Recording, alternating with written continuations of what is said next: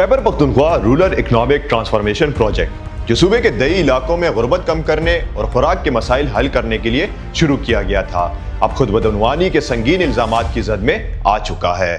दस्तयाब record के मुताबिक project में तैनात 2 अफसरान manager agro business Sajjad Mohammad और प्रोक्योरमेंट स्पेशलिस्ट जहूर इलाही पर इल्ज़ाम है कि इन्होंने एक ही वक्त में प्रोजेक्ट और अपने असल महकमों से तनख्वाहें और दीगर मराद हासिल की, जिससे सरकारी खजाने को नुकसान पहुंचा। सवाल ये है कि जब तनख्वाहों के ये रिकॉर्ड बाकायदा मौजूद और दस्तखत शुदा हैं तो अब तक इनके खिलाफ कार्रवाई क्यों नहीं की गई।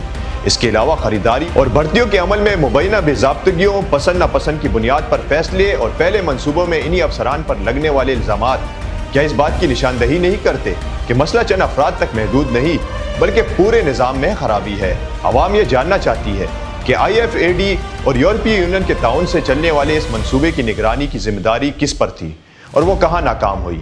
क्या हुकूमत खैबर पख्तूनख्वा शफाफ तहकीकात, खुसूसी ऑडिट और जिम्मेदारों के खिलाफ अमली इकदाम करेगी या यह मंसूबा भी बगैर किसी एहतसाब के चलता रहेगा।